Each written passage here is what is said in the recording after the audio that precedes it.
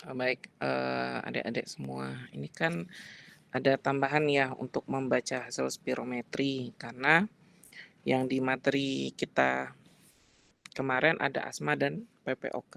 Jadi untuk penegakan diagnosis asma dan PPOK itu melalui spirometri.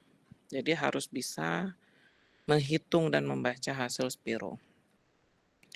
Oke, jadi spirometri tadi manfaatnya untuk fungsi paru. Jadi dengan kita spirometri pasien, kita tahu kelainannya obstruksi di saluran napas atau restriksi, gangguan pengembangan paru, atau campuran keduanya. Suara saya kedengaran nggak? Kedengaran, Dok. Oke, sip. Nah, jadi dari pemeriksaan fungsi paru tadi, tentu ada parameter nanti yang akan keluar dari spirometri ya. Sebelum nanti pada akhirnya hasilnya itu nanti akan kita pakai sebagai prognosis, panduan pengobatan, ataupun nanti keluar diagnosis. Nah, parameter ini yang harus nanti kita lihat nilainya. Kalau spirometri secara garis besar nanti ada hasilnya itu namanya kapasitas vital. Ada juga nanti kapasitas vital paksa. Dan satu lagi volume ekspirasi paksa detik pertama. Nah, jadi di sini kalau kita lihat garis miring ini bukan dibagi maksudnya ya, ini atau bahasa Inggrisnya vital capacity.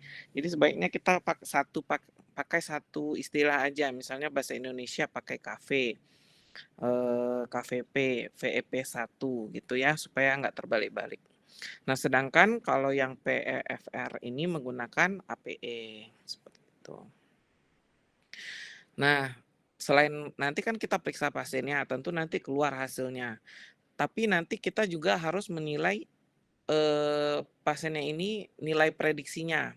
Jadi nilai yang keluar dari hasil alat dan nilai prediksi. Prediksi itu sesuai nilai rujukan, nilai standar. Seharusnya orang dengan ras Kaukasia, dengan jenis kelamin laki-laki, usia 50 tahun, tinggi badan segini, VEP satunya itu seharusnya segini. Memang ada nilai prediksinya. Nanti kita lihat nilai prediksi tadi di Pneumomobile namanya, tabel Pneumomobile tahun 92 ya. Ini contohnya. Nanti di Pneumomobile itu nanti ada tabel-tabelnya nih. Misalnya contoh ini kan KVP ya, ini kan bahasa Inggris, harusnya KVP ditulisnya laki-laki. Jadi misalnya pasien kita laki-laki usianya 20 tahun, tingginya 160. Jadi nilai prediksinya seharusnya 3.541 ya. Yang ini. Oke. Nah, kemudian setelah nanti jadi apa yang kita nilai, pertama kita lihat nilai dulu ada kelainan restriksi atau tidak. Kita tahu nilai restriksi itu dari nilai KVP. KV boleh, KVP boleh, tapi paling sering orang menggunakan KVP gitu ya. Kapan restriksi? Kalau KVP pasiennya yang kita dapat dari hasil pemeriksaan spirometri, kita bagikan dengan nilai KVP prediksinya. Nah, kalau hasilnya di bawah 80% berarti dia ada restriksi. Setelah kita tahu dia ada restriksi, kita tentukan derajatnya. Kan tadi kita bagi nih, KVP pasiennya, kita bagi dengan prediksinya, seharusnya berapa. Misalnya dari alat, nanti kan pemeriksaan tanpa dikasih bronkodilator ya, KVP-nya misalnya dapatnya 2000, sedangkan prediksinya seharusnya 3000. Jadi 2000 bagi 3000 berapa? Berapa ya? 60%-an ya, berarti di bawah 80%, berarti pasiennya ada restriksi. Misalnya anggap tadi nilainya 60%, kita lihat derajatnya apa, restriksinya sedang, ringan, atau berat gitu ya. Kalau 60% berarti berapa? Berarti restriksinya derajat ringan, seperti itu. Nah, ini penyakit restriksi. Apa aja? Misalnya tadi dapat dia ada restriksi 60% misalnya kan derajatnya ringan gitu ya. Kalau kita lihat penyebab restriksi ini bisa dari paru, pleura, mediastinum, tulang, diafragma, otot, dan saraf. Kenapa dikotakin? Artinya sebagian besar penyakit restriksi itu bukan dari paru. Walaupun parunya sulit mengembang, tapi kebanyakan penyebabnya dari organ yang ada di sekitar paru gitu ya, bisa di pleura, mediastinum, tulang gitu ya. Oke, nah ini kalau misalnya orangnya ada kifosis gini ya, kelainan tulang atau sternumnya menonjol atau ekskavatum cekung ke dalam gini ya atau skoliosis, tentu parunya akan mengalami gangguan saat kembang gitu ya. Jadi dia ada restriksi. Berikutnya, kita mengetahui kelainan obstruksi. Nah, kalau untuk obstruksi yang kita pakai parameternya adalah VEP1 pasiennya kita bagi dengan KVP pasien, tidak menggunakan nilai prediksi, nanti prediksi itu. Nah, kalau orang Indonesia obstruksinya itu di bawah 75%, tapi kalau orang luar negeri di bawah 70%.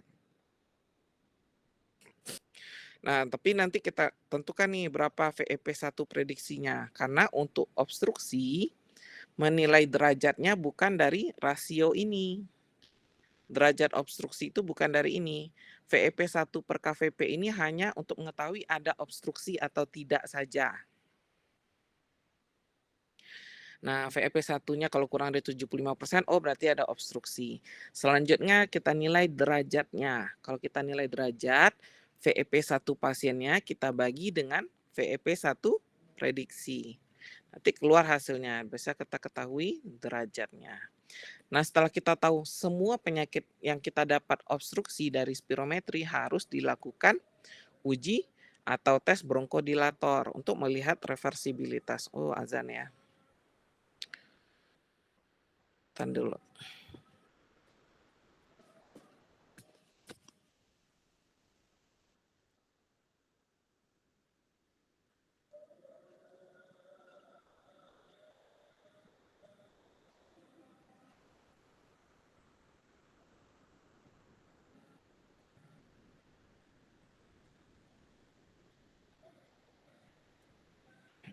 Nah, eee, cara pemberian bronkodilator nih untuk uji atau tes bronkodilator kita menggunakan SABA.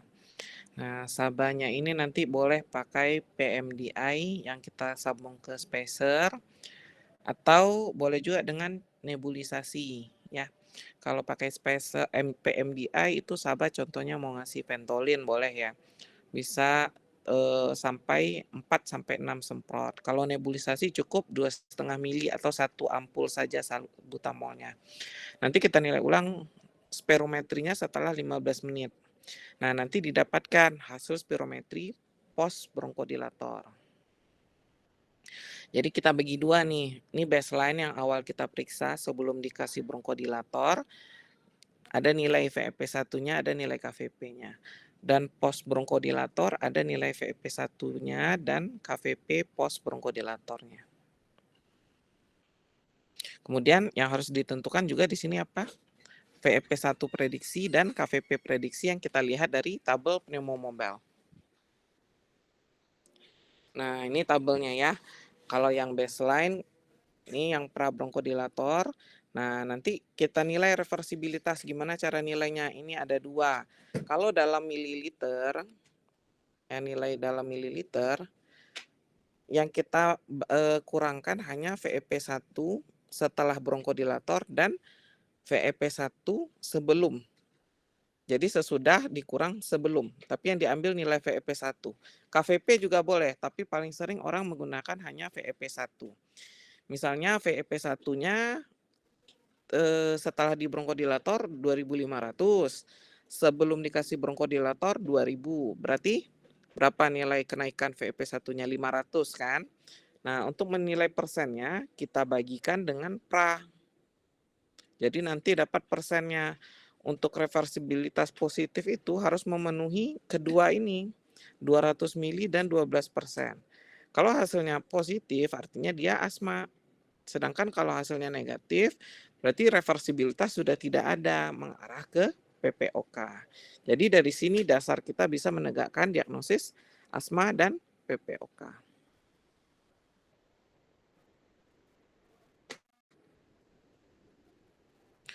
Nah, ini contoh soal ya. Coba jangan dibuka PPT yang udah dibagi, ini soalnya coba dihitung. Nilai pasien ini kan ada yang baseline sama pos nih.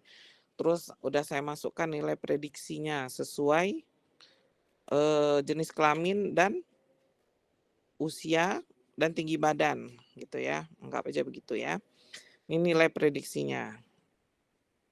Coba tentukan nilai restriksi ada atau tidak dulu pada pasien ini. Coba dicari-cari dulu. Karena nanti soalnya yang akan dikeluarkan ya ini. Dikeluarkan nilai baseline-nya, VEP 1-nya, KVP-nya, dikeluarkan nilai pos bronkodilatornya. Nah, jadi nanti adik-adik mencari diagnosisnya apa atau kelainan obstruksinya derajatnya apa gitu. Oke, boleh dicari-cari dulu. Enggak.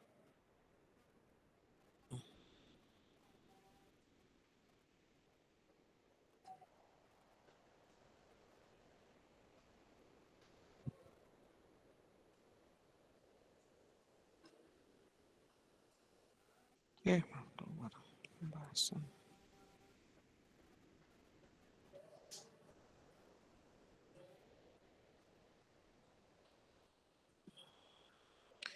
Jadi kalau untuk restriksi nilai baseline aja yang diambil nggak apa-apa. KVP-nya yang kita bagikan dengan nilai KVP prediksi. Kemudian kita tentukan derajat restriksinya apa. Tapi kalau hasilnya di atas 80 berarti tidak ada restriksi. Baru kita lanjut obstruksi PEP 1 dibagi KVP.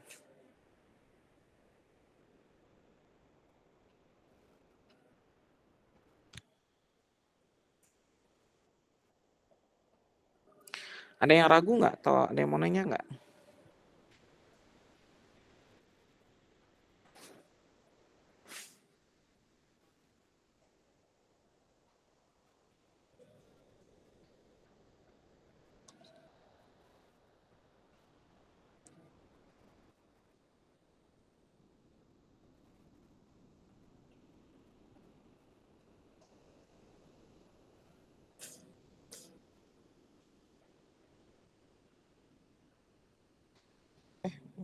Share hilang.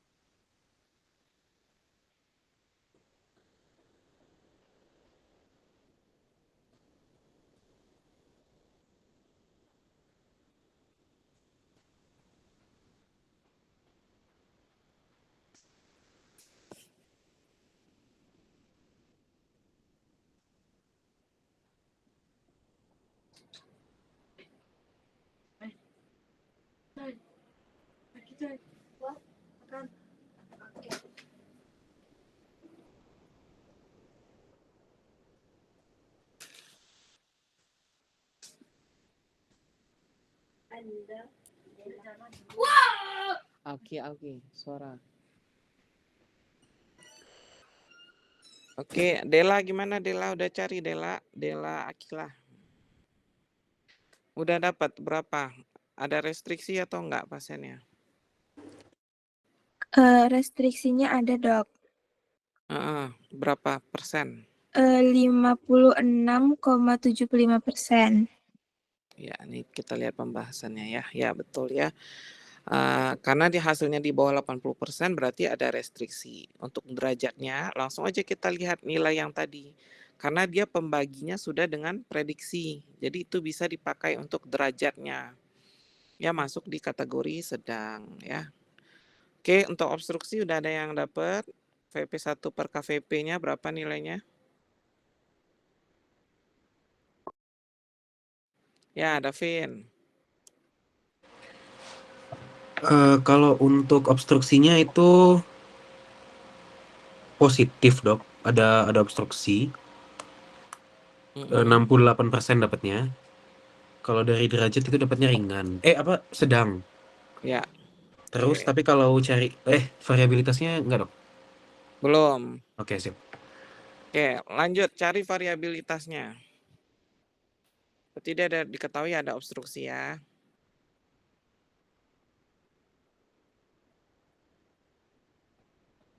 Jadi variabilitas rumusnya ini ada 2 ya. Untuk melihat mililiter dan persennya yang ini. Tinggal dikurang aja. Nilai VEP 1-nya.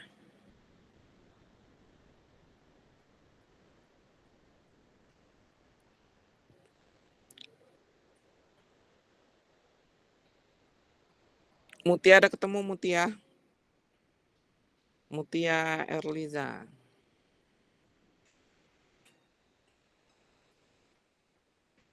Masih nyari, dokter. Oh ya, masih nyari. Oke.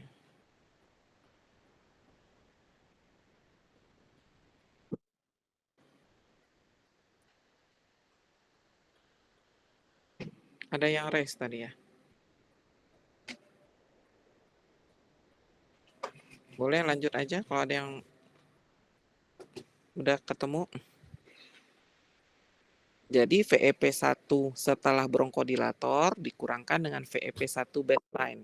Ya, Akila, boleh Akila.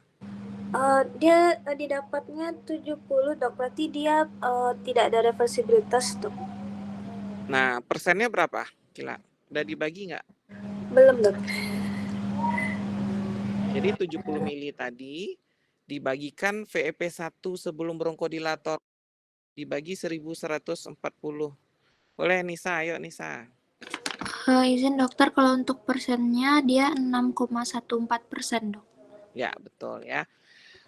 Berarti hasilnya 70 mili dan 6% memenuhi. Oh, berarti dia nggak reversibilitas, Dok. Berarti kesimpulan diagnosisnya PPOK. Iya, Ya. Dok. Oke, kita lanjut lihat tabel berikutnya. Ini ingat ya di kuliah PPOK kita dulu ya. Untuk konfirmasi PPOK dengan spirometri, tapi yang diambil pos bronkodilator. Khusus PPOK ya. Nah, berarti yang kita ambil nilai pos bronkodilatornya berapa tadi itu? Oke. Nih, kita ambil yang pos bronkodilatornya. Kita bagikan 1210 dibagi 1840. Kalau yang sebelumnya tadi kan dapatnya 67% ya, yang baseline-nya. Kalau yang pos bronkodilatornya dapat hasilnya itu 65%, hampir sama ya. Tapi cut point-nya untuk PPOK itu di bawah 70%. Kalau asma di bawah 75%.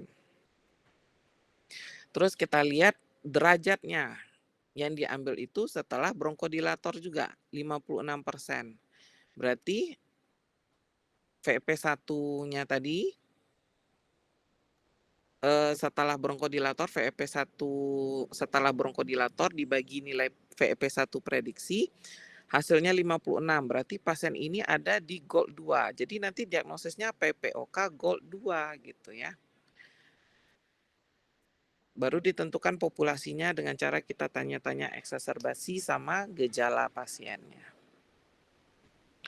Oke. Ini kesimpulannya tadi restriksinya sedang, obstruksinya sedang, derajatnya 56. Kita lihat GOLD berapa? GOLD 2 berarti ya. Jadi GOLD itu derajat obstruksi sebenarnya ya. Kemudian reversibilitas negatif berarti PPOK.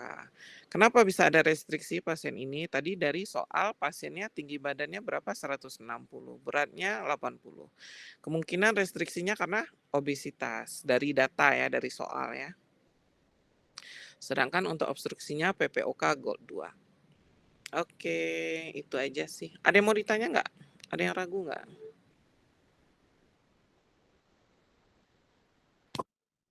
Boleh, Mutia, yuk. Dokter, saya mau tanya mengenai isi PPT dokter sebelumnya tentang asma dan PPOK, Dok. Tadi itu kan obstruksi cut point-nya kurang dari 75% kalau di Indonesia kan, Dok. Terus untuk PPOK sendiri itu kurang dari 70%. Ya, Kalau yang untuk asma, Dok, yang Muti dapat itu di PPT dokter minus dari 80. Nah, itu Muti bingung, Dok. Yang benar tuh yang mana? Tadi iya. soalnya dokter 75. Nah, jadi angka itu sebenarnya beda-beda ya. Kalau misalnya internasional berapa gitu, di Indonesia berapa gitu ya. Tapi intinya kalau PPOK itu di bawah 70%, sedangkan asma itu di bawah ada yang 75, ada yang 80. Tapi yang diambil itu adalah pasca bronkodilator. Karena semua penyakit obstruksi yang hasilnya obstruksi kan kita lanjutkan dengan pemeriksaan bronkodilator. Iya, Dok.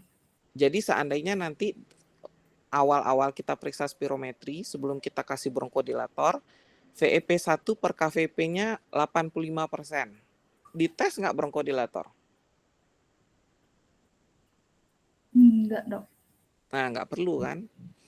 Nah, jadi gitu. Jadi spirometri itu ada yang dilanjut bronkodilator, ada yang enggak. Jadi tergantung dari hasil baseline-nya.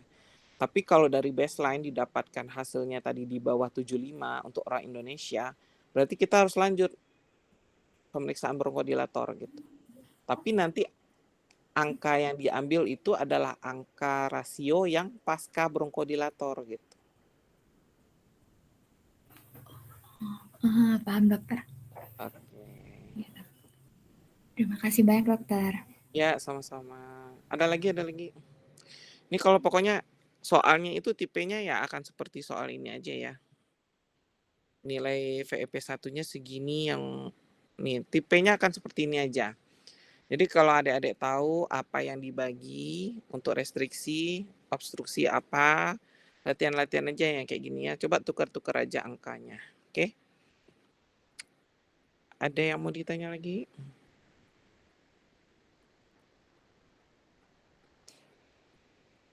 Udah ini, udah kelar belajarnya. Ujiannya Selasa depan ya?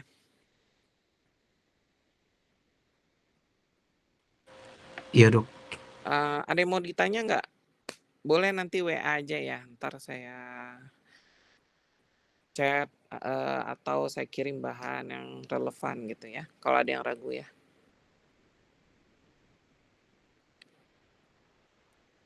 Oke, kayaknya udah. Boleh istirahat, mau sholat dulu. Saya akhiri, terima kasih adik-adik udah tempatkan ya. Kenapa Davin? Boleh? Iya, Dok, ini baru kepikiran, Dok. Betul. Temen juga nanya, ini kan angkanya lumayan ribet, Dok. Kami kayaknya nggak dikasih bawa kalkulator deh, Dok. Oh iya, Berarti ngitung manual, Dok ya? nggak dikasih cakar ya. Oke lah ya. Tapi saya juga nggak tahu ya, kan soal itu kan per kuliah kan saya bikinkan 10 gitu ya kan. Dosen-dosen yang lain kan bikin. Bisa jadi keluar, bisa jadi enggak. Kan di-pick beberapa gitu ya. Ya mudah-mudahan nggak keluar lah. Tapi kalau seandainya keluar nanti bawa kertas kosong aja gitu ya. Tapi jangan ada ini ya.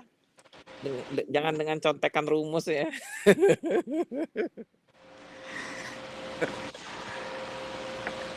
Kalau Oke. kami izin ke prodinya boleh nggak, Dok?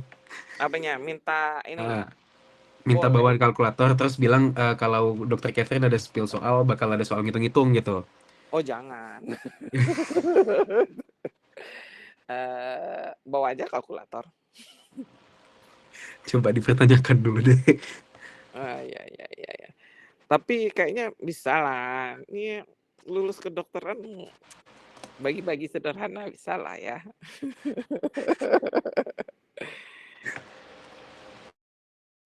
Oke, thank you, Dok.